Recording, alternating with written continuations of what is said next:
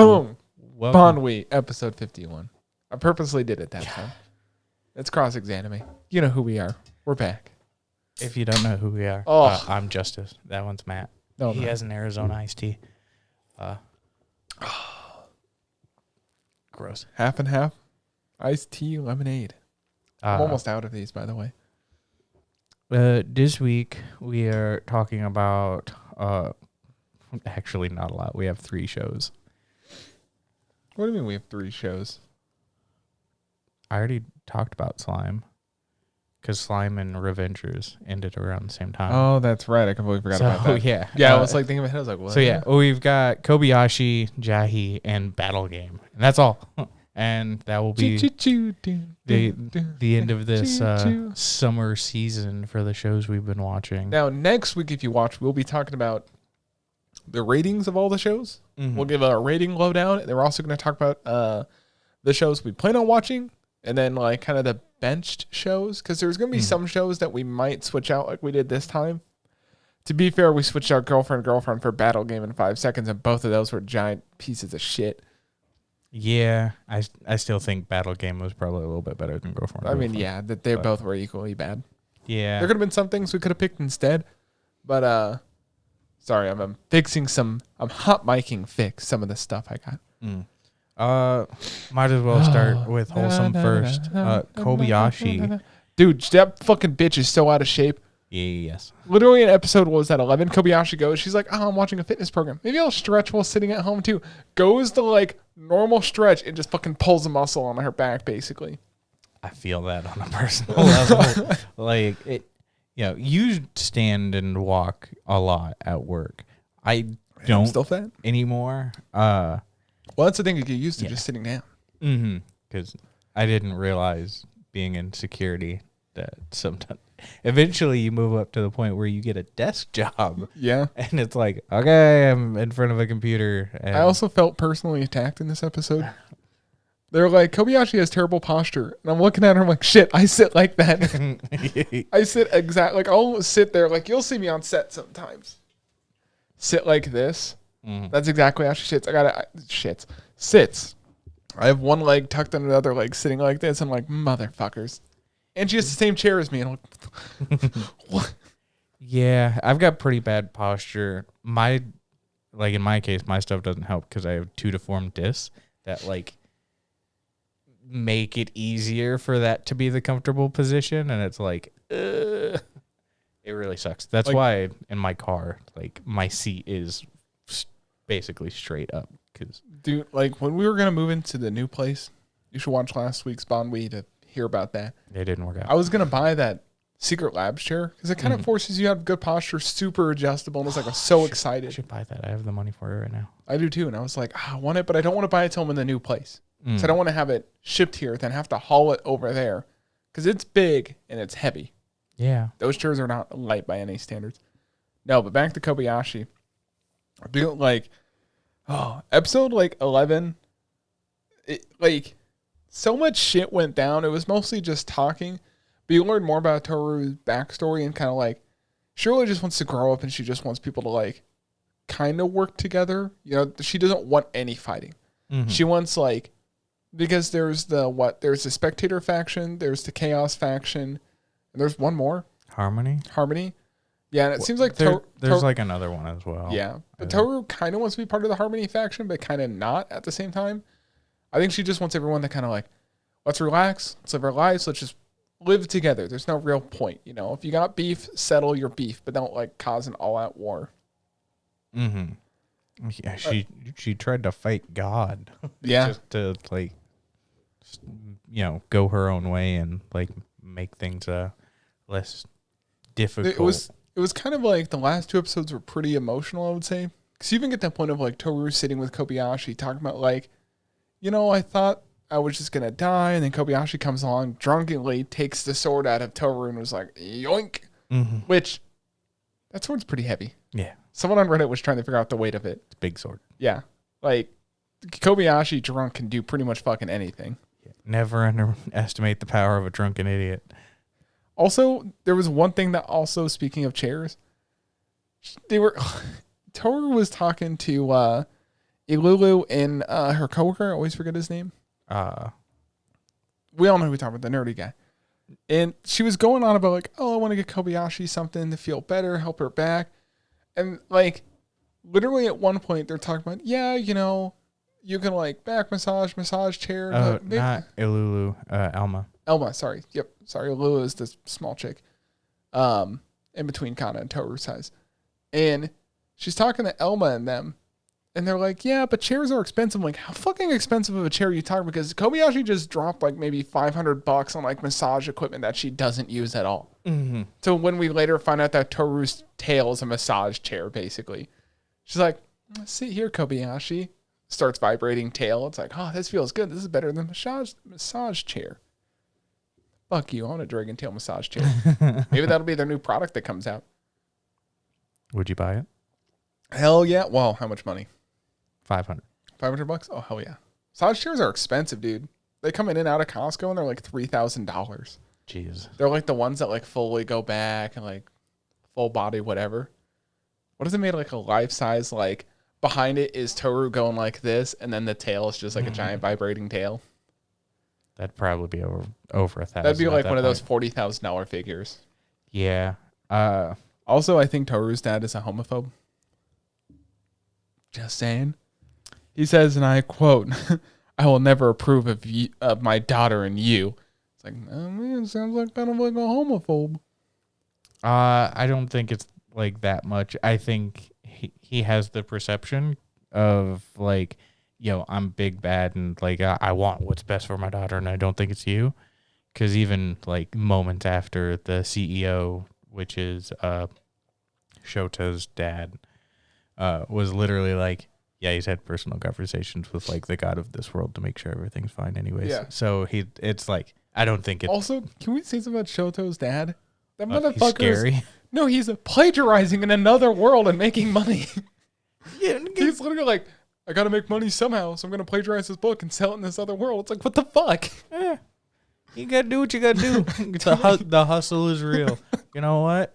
Good on him. They can't. What are they gonna do? Come to that world and like sue him? I mean, yeah. It was just funny to see him like, he's in this other world selling a book that doesn't even belong to him. He's like, copyright laws here, man, but over there. Yeah, it it makes sense. It makes sense. Also, go ahead. Marriage, the marriage proposal. Well, I wanted to talk about the summer festival first. But okay. Summer festival. Listen, the first episode of the season, huge fucking flex. Mm-hmm. Last episode of the season, they're like, yo, first 10 seconds, here's a huge fucking flex again in our animation quality. Oh my God, this summer festival, it was just like beautiful colors, very well balanced.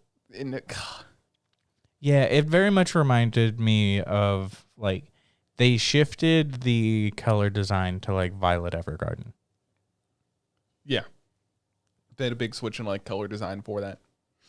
It was very good. I enjoyed that a lot. Dude, it was so adorable watching Kana and them. Kana and Ilulu. Actually, Ilulu this time picking out their, what is it actually called? Yukatas? Yeah. I almost said kimono, but it was like it's a yukata. I don't know the difference. A kimono is, and yukatas look very similar, but a kimono is one more breathable? Is one more breathable? One is typically a thinner one, but a yukata is also just like used more, like more times than not. When people are like, "Oh, that's a kimono," it's actually like a yukata. It's just a more casual version of the kimono. It's easier to put on. Yeah, I imagine it's kind of the thing of like a shirt and a polo. Kind of. But really, like really dumb it down. Yeah, one of the big things is the strap that like exists. The kimono, if I'm remembering correctly, is a bit bigger. Like more bold kind of colors. The yukata may have like more fun designs on them. So. Man, Toru was not happy about Kobayashi picked it. It's like, pick one. Oh, whatever you like. Pick one. Yeah, this one. Final. Do it myself. No, but so like I say this entire season, the relationship between Saikawa and why I can't think of her name. Oh my gosh, Kana. It's so fucking adorable. I even wrote my notes. If anyone messes with them, I'll throw hands.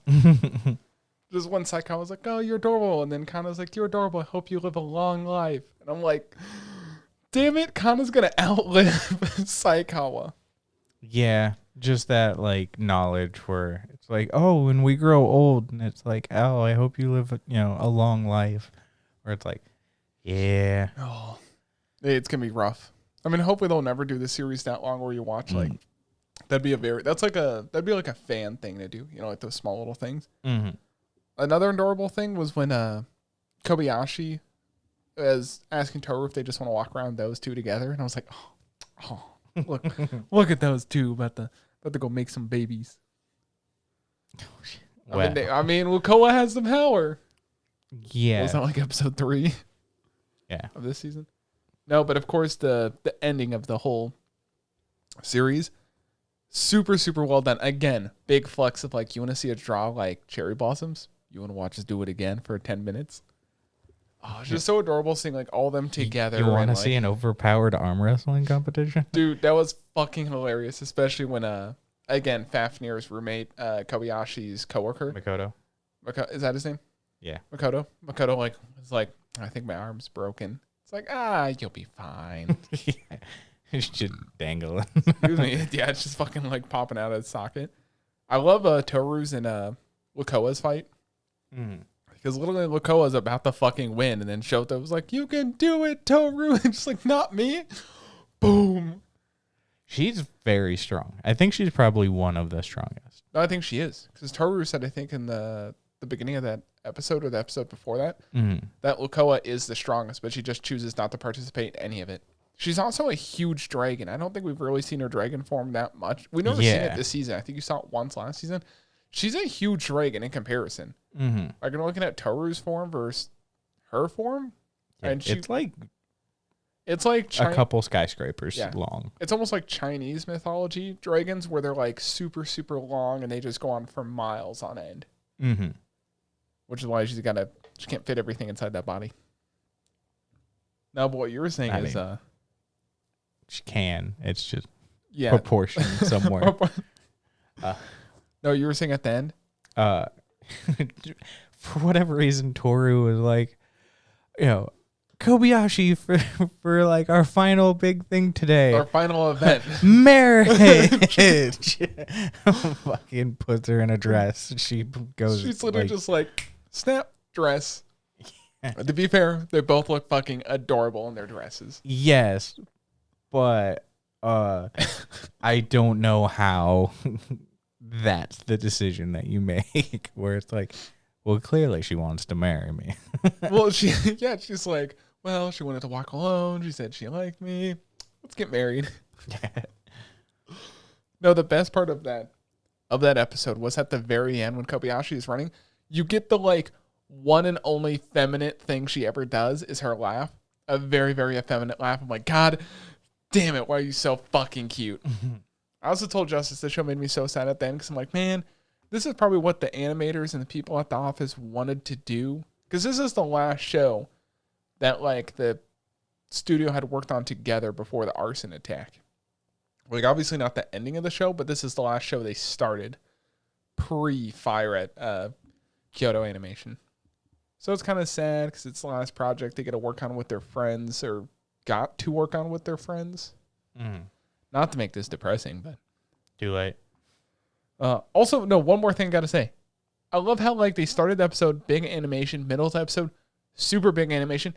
The end credit scene when they're chasing after her, like they're still fighting in the background. It's like, oh, it's a background thing, but the animation's still better than anything else this season. It's like, listen, Kyoto, you don't have to flex that much, but if you want to, that's up to you. Let them, I say. Let them do what they want. Tokyo Revengers. Do you want to keep Jahy for last and just rant about Battle Game for a moment? Yeah, we got plenty of time. Yeah. Yo, Battle Game fucking sucks. The show fucking sucks. I'll say it. You won't. I'll say it. Listen, I can forgive a lot of the poor like animation and some of the 3D for the side characters like the monsters.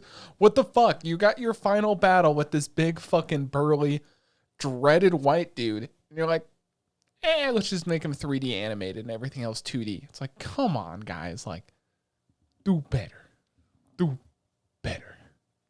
Yeah, so they win, of course. So fucking dumb. And there were a couple things where it's like, well, that wasn't what I expected of like Team Green's like leader, though he wasn't crowned king during the game. Our main boy was Akira. Akira, Tatsuo. He was alive. Like, he doesn't even look that hurt. Like, the full impression was that man was murdered. Yeah. So for him to just randomly be like, "Yes, I'm alive. Everything will be fine," and it's like, okay, but I'm pretty sure fucking grandma like chopped you up like 2 episodes ago. That was out of left field. Like, and this show wants to be witty and like, oh, here's the twist. It's not like we griped about this last week, yeah. right? 2 weeks ago. We did What We Hate or whatever. Whatever. We did an episode of What We Hate. This show is a perfect example. You start the series with, yo, I'm smart. I can beat anyone at any game. Now it's like, okay, I'm smart, so this works out. It's like, how did it work out? So conveniently, everything worked out just fine. Nothing was planned. Yeah. There was also like, they win. A bunch of dudes in suits randomly appear immediately, like, oh, omedeto. Squid Game. Like, fucking, I mean, it was almost like Ava levels of like. Dude, that's exactly what that's what I was trying to describe it as. That's literally what it was. Like, Evangelion, difference is Evangelion ran out of money. These guys have money. They just choose not to fucking use it, apparently. Congratulations, Shinji. You fucking did it. You beat the goddamn game. Yeah, and in this case, they didn't even beat the game. They just moved on to a new stage. Yeah, it's just... and is that it for this season? Huh? Or does this keep going, or is that it for No, this season? that was the... Huh? What? That was the end of this one. Yeah. They were unsure if there was going to be more than 12 episodes, but yeah, there was just 12 episodes for this. Man, I hope this thing goes nowhere further. I hope this thing ends. I mean, they left it open. But Left yeah, it open, it was. Yeah, it was so weird because he's like gets a message from Mion, and it's like, "Hey, you have a prize. Meet me here, in this tower." And he just like takes a random like stroll on his way there and stops and like cleans himself up.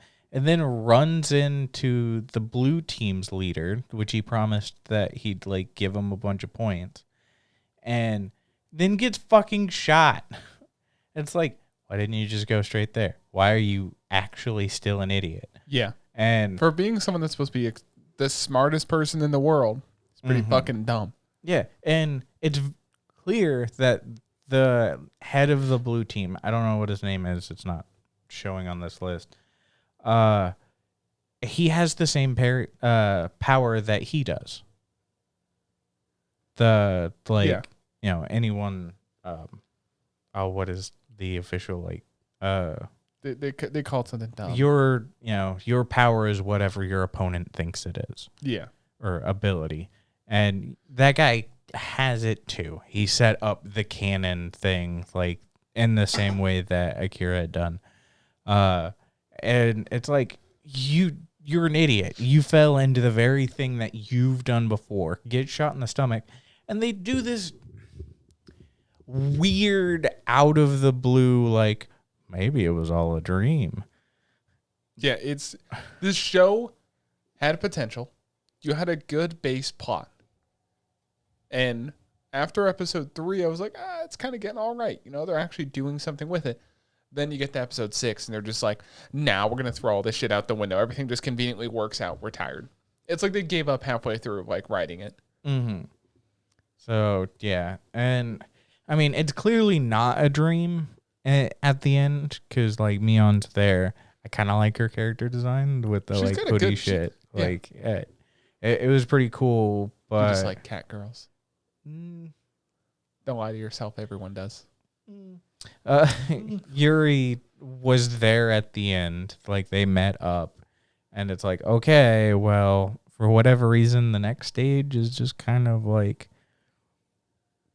get drugged back. I don't know, but it was one of those like, why are they setting this up as like a fucking dream sequence kind of thing? Like he even explicitly like wakes up and he's like, oh, I had that dream again, and it's like, no.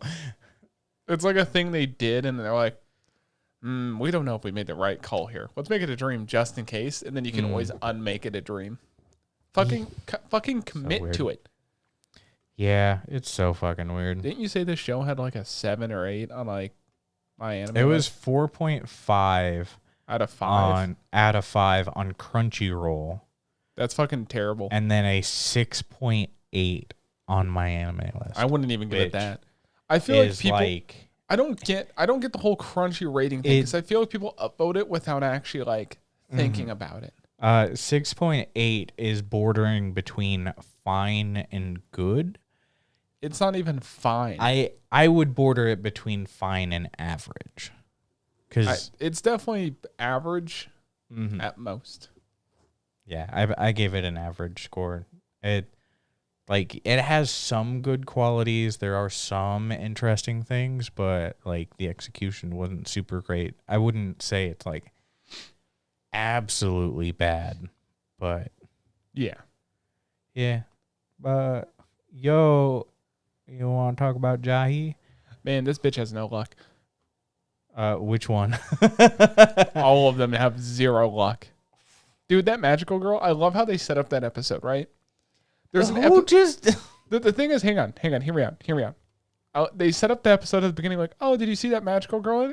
She gets freaked out, hides in the trash can, right? They're like, yeah, he's pretty cool. And Johnny's like, oh, it's the buff dude again. He's still free just walking around in the middle of the day. And he's still a math teacher or something? Yeah. Like, is this just an overarching plot now that this dude is just walking around dressed like this? Probably, which is ridiculous. But what's even more ridiculous is when she runs into the magic girl again because she's in disguise. And I was like, she's like, oh, give me that fucking crystal, you like human being. She's like, it's me. And then she goes to attack her, falls inside the pretty obvious manhole because she's this tall. Jahy's this tall. And she has to look at her like this. And the manhole things, like the warnings are this tall. First of all, that cover should be over that manhole. Just saying. I mean, they did have barricades around it. If you don't pay attention to the barricades, I mean, you fall in. And then she fell for a while, climbed up, and I was like, okay, how fucking deep is this manhole to begin with? She did fall for a while. A fucking while. And as soon as she gets out, what you were going to say is, who the fuck throws all this shit out a window? Because it started with, what, a microwave first? No, it started with a flower pot. Oh, that's right. Like, yeah. Oh, it slipped. And a fucking flower pot hits her on the head. And it's like, oh, okay, that's some, like, real shit luck. And then it's like, oh, it slipped again. And then it's a microwave with stuff in it. Like, why are you moving the microwave when you're microwaving something? Who does that? Especially over the edge of a skyscraper. Oh, my God. No, but what's even worse is after that, then a whole bunch of shit starts falling. There was an alien spaceship at one point that fell out of a window. And that's how Jahy got away. Well, I mean, she still lost the stone, unfortunately. Yeah. But, like, that magical girl is equally as, like, sadistic as Daruji, because it seemed like she was liking it. Yeah. Daruji's really into some... Speaking of Daruji, she's like a president of a consulting company, which is a pretty big company for just a consulting company. We tell people what they should do and how they should do it. Why is this building like 30 stories tall? And apparently Daruji just lives at the top of it. No, because she has the... But it's the same building design as the other one. It's different. It's different, but it's the same. We need to save money on frames, which makes sense. I'm not going to hate him on him for that. But like, Jahy, will you talk for us at this seminar?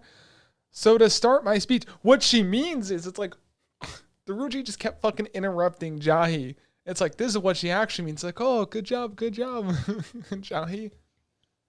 Yo, at the very end of that, I would have 100% been like, I did a really good job, right? Because, of course, you have to like act it up and be like, my fee will be, and say it an absorbent like amount of money, so that way you can live better. No, give me all the crystals you have. Yeah, Dude, I understand it's supposed to be like a slice of life comedy kind of thing. But Jahy definitely could have like ended better at the end Jahy of that. at the end of that should have been, I'll go back to my secret lair sometime. I'm going to live here and you're going to take care of me. Yeah. Because there was even that scene, was that before that or after that, where she's going back to her old ways? Daruji invites Jahy over to her house and then basically relives her fucking kinky sub-dom fantasy. That was after. Was that after? Yeah. With Jahy, and Jahy's sitting on her again like, the good old days. And Daruji's like, I like this. I like being treated badly. It's like, what the fuck is wrong with you? Yeah. Apparently people won't. Fucking like. She like darkness, but like not quite to that extreme, but definitely on that level. I mean, listen, darkness goes out of her way for it. Daruji doesn't really go out of her way for it. Yes. Also, at one point, Jahy ate from like a turkey leg and fucking threw it at her face. Yeah. And she's literally like, and like gnawing on the bone, or it's like, okay, like fucking she's enjoying that way too much. Oh. It like smashes her. That reminds me of my favorite scene of these two episodes. Excuse me. Was the bathhouse scene. Not because they're stacked. It's because Jahy walks up. It's like adults, 500 yen. Children, 300 yen. Shrinks down. Gets into the bathhouse. Sees everyone else is just stacked breast-wise. She's like, I'm going to get bigger again. And of course, landlord's like, stop fucking doing that. Because Jahy's a bit more endowed as an adult than the landlord. Yeah, and the landlord's still sensitive about it. Because, of course, shop owner's like, remember when you used to take those supplements? I thought you were over this. So it's like, oh, man, you're kind of an asshole. Sister under the bus. Oh, but did you see her was it third in command? Yeah, Sawa. Sawa, yeah, was just in there. Yeah. Like, it was a background thing, and then at the very end when they're getting dressed, I'm like, who is this? And then you see them put on their uniform. It's like, oh, it's third in command. It's like... Yeah. Oh, it was a fucking good. Staking out your prey. Yeah. The best part was, or even on top of that, was Jahy like, yo, this, can't be as good as the demon roll. Wow, this is big. This water can't be as good. Oh my God, this is amazing. This shampoo is nothing. Proceeds to use half the bottle of shampoo. She does have a lot of hair. Yeah, she does. She also complains, oh, my hair is dirty. It's like, but when she's a kid, her hair shrinks. And when she's an adult, her hair gets bigger. Like, there's got to be some sort of magical, like, cleaning thing she can do. Here's milk. Like, it's great after a bath. Yeah, I'll be the judge of that. Just so happy. The drunk scene was also really good. Oh my! Also, the store manager boss, she's an asshole. Yeah, she's on many levels. Yeah, 100% a fucking. Yeah. Fucking. Oh no! I gave them too much. Picture. Oh, whatever will I do? Record video. Yeah. Asshole. Also, did we ever find out what happened to Jahy's clothes? No. Because remember, Jahy just wakes up naked. Yeah. She woke up naked with under the blanket with the landlord. She's like, "Oh, what does my head hurt? Why am I naked? Where's my clothes?" And it was never answered. To be fair, her clothes are short shorts and like a ribbon. Yeah. There's not much there to begin with. Yeah, it was kind of weird. That was one of those like, are they trying to insinuate something weird? But also like, who's just like, oh, you guys passed out in the middle of my business on the floor. Yeah, let me just put a blanket on you. Yeah. At least put her on the booth you have over there. Yeah. You're passed out on a cold wood floor with a blanket. Mm-hmm. Also, again, because the store manager is an asshole. She convinced Jahy to start working out with her. And literally, she just loses like 3 pounds. And she's like, that's all I needed. Thank you for the help. And it's like, okay, then I guess fucking why? Why go through all the effort? Also, apparently, like, they were starting to get pretty good at working out. Yeah. Also, Jahy's like, I can't do a push-up, but she planked for like 2 minutes. It's like, that's arguably way harder than a push-up. I mean, if you're a kid, it's... Go back to adult form. Nah. She should have told Jiruji to give her all of her fucking crystals. Also, the beef I have is a crystal that gave Jahy her powers, right? Mm-hmm. The size of it was about her height and her arm span. Jiruji's like, yeah, I already found all these crystal fragments that are the size of a pickup, like a dump truck. It's like, you've already found all the fragments. Why are we still looking? Are there more? Well, I mean, that crystal was like much bigger than them. Yeah, but I mean, a whole, dumpster truck. Listen, this show is just going to keep on going forever. Probably. Yeah. That's about all I got. Yeah, that's Tokyo kind of Revengers. So sad. Yeah. So sad. At the black. Takoyaki. It wasn't takoyaki. I don't remember what the name was. It was yakisoba. Yakisoba. We should get some. No. It's expensive. No. I don't need my half to be cold. Wait. All right. Look out next week. Again, we'll be talking about upcoming shows. Well, some stuff's airing this week, so we're going to kind of vet some of it already. Mm-hmm. Then we'll give everything ratings next week, and then the second half of next episode will also be what we're going to watch. Yeah.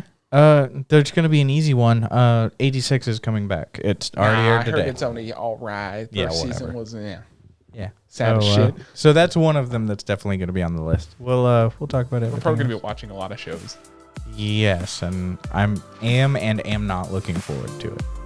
All right. So. Bye. Goodbye.